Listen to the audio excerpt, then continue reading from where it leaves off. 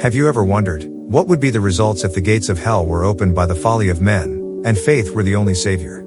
Frank Darabont's 2007 adaptation of Stephen King's novel, The Mist, tries to answer that question. The story delivers not just creature feature thrills, but a gut-wrenching exploration of human nature under extreme duress and the role of faith in existential crisis. Hold on to your sanity, because we're about to step into the mist. Our story begins in the idyllic small town of Bridgeton, Maine, where commercial artist David Drayton, played by Thomas Jane, lives a seemingly peaceful life with his wife, Stephanie, and their young son, Billy. The opening scenes establish a sense of normalcy, a quiet life disrupted by a sudden, violent thunderstorm that rages through the night. The storm is a powerful, dramatic event, leaving their lakeside home damaged by a fallen tree. This initial natural disaster serves as a clever misdirection, a prelude to the unnatural horror that is about to descend. The next morning, with their home in disarray, David, Billy, and their skeptical neighbor, Brent Norton, head to the local supermarket for supplies. The drive to town is punctuated by an unsettling sight, several military convoys passing them on the road, a subtle hint that something far more sinister than a mere storm is afoot. As they reach the supermarket, an eerie, unnatural mist begins to roll in, thick and fast, quickly enveloping the entire town. This is the moment the film truly begins, a scary and dramatic shift from natural disaster to supernatural dread. The mist itself is a character, a silent, impenetrable wall that separates the survivors from the world they once knew, and from the horrors it now conceals. Once inside the supermarket, the mist completely engulfs the building, trapping everyone inside. Panic quickly sets in as a local resident, Dan Miller, bursts through the doors, his face etched with terror, warning of unseen dangers lurking within the mist.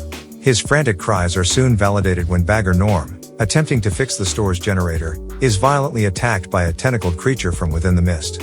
This terrifying incident forces the survivors to confront the horrifying reality of their situation. The mist is not just a weather phenomenon, it's a veil for monstrous, otherworldly beings.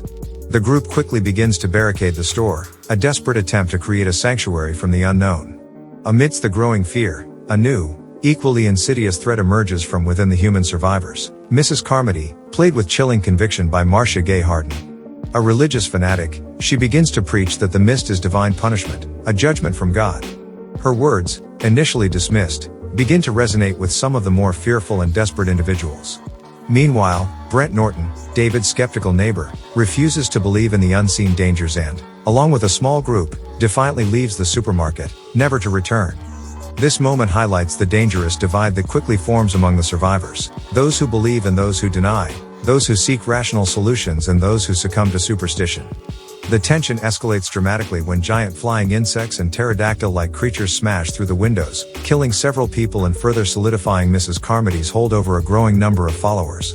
This scary and dramatic sequence showcases the dual horrors of the film, the external threat of the creatures and the internal threat of human fanaticism. With medical supplies dwindling and the situation inside the supermarket becoming increasingly dire, David, along with a small, rational group including teachers Amanda Dunphy and Irene Repeller, decides to venture out into the mist to a nearby pharmacy. This is a tense, scary, and dramatic sequence, as they navigate the eerie, silent streets, shrouded in the impenetrable fog. The outside world is a terrifying unknown, filled with grotesque, spider-like creatures that attack them with venomous webs and acid. They barely make it back alive, a harrowing experience that further solidifies the reality of the external threat.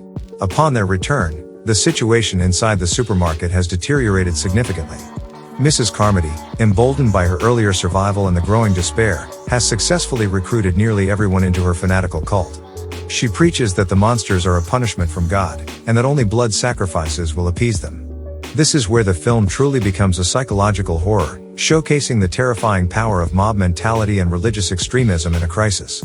The tension is almost unbearable as Mrs. Carmody's followers, now completely under her sway, single out a soldier named Jessup. Jessup, in a desperate plea, reveals the truth. The mist is the result of a military experiment to find other dimensions gone wrong. But his words fall on deaf ears. In a horrifying display of collective madness, Jessup is thrown outside, where he is immediately torn apart by a monstrous creature. This is a shocking and deeply disturbing moment, highlighting the tragic irony that the humans, in their fear, become as monstrous as the creatures outside. The supermarket, once a symbol of safety, has become a powder keg of fear and fanaticism. Mrs. Carmody's control over her followers reaches its terrifying peak when she demands the ultimate sacrifice, David's son, Billy, and Amanda Dunphy. This is a dramatic and incredibly tense moment, as David is forced to confront the very real threat from within his own species. Just as it seems all hope is lost, Ollie Weeks, the assistant manager, steps forward. In a shocking and decisive act, he shoots and kills Mrs. Carmody, instantly breaking her spell over the crowd. This sudden, violent act is a pivotal turning point, restoring a semblance of sanity to the terrified survivors and allowing David and his small group to make their desperate escape from the supermarket. The escape from the supermarket is a chaotic and terrifying ordeal. As they brave the mist-shrouded parking lot, they are immediately attacked by more creatures. Ollie, the hero of the moment, sacrifices himself to protect the others, falling victim to a monstrous, multi-limbed creature. Several other survivors are also killed in the frantic dash to David's car. The remaining few, including David, Billy, Amanda, and a couple of others, manage to grab Ollie's gun and drive off into the impenetrable fog, leaving the relative safety of the supermarket behind for the unknown horrors of the outside world. This sequence is a relentless barrage of scary and dramatic moments, showcasing the sheer terror of the creatures and the fragility of human life in this new, hostile environment. As David and his small, traumatized group drive deeper into the mist, the world outside the supermarket proves to be an even more desolate and terrifying landscape. They pass scenes of widespread destruction, overturned vehicles, and the chilling remnants of a society that has utterly collapsed. The mist is a living, breathing entity, constantly shifting and revealing new horrors. Their first stop is David's house, a place he hopes will offer some answers or, at the very least, a safe haven. Instead, he finds his wife, Stephanie, dead, her body grotesquely covered in the webbing of spider-like creatures. This discovery is a gut-wrenching, dramatic blow, stripping David of his last remaining hope and plunging him further into despair. It's a moment that underscores the film's brutal realism and its refusal to shy away from the emotional toll of such an apocalypse. Their journey continues, a desperate, aimless drive through a world gone mad. They witness more terrifying creatures, including a colossal, multi-legged beast that dwarfs anything they've seen before, a truly Lovecraftian horror that emphasizes the sheer scale of the invasion. The sheer hopelessness of their situation begins to set in. They are running out of gas, and with every mile, their chances of finding safety dwindle. The car becomes a coffin on wheels, a temporary reprieve from the monsters outside, but an inescapable prison of their own despair. The dramatic tension here is almost unbearable, as the audience is forced to confront the inevitable, the terrifying realization that there might be no escape, no rescue, and no hope. With their car out of gas and no hope in sight, David is faced with an impossible, soul-crushing decision. He looks at his son, Billy, and the other remaining survivors, Amanda, and 2 others. He knows that to let them be taken by the creatures would be a fate worse than death. In a moment of agonizing, dramatic despair, David makes the ultimate sacrifice. With the last 4 bullets in Ollie's gun, he mercy kills his companions, including his own son. The scene is silent, save for the muffled gunshots, a profoundly shocking and tragic twist that leaves the audience utterly devastated. It's a moment that transcends typical horror, delving into the darkest corners of human desperation and the unbearable choices forced upon us in the face of unimaginable terror.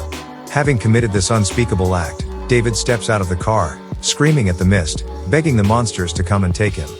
He is ready for death, welcoming it as a release from his unbearable guilt and sorrow. But then, in a cruel twist of fate, the mist begins to clear.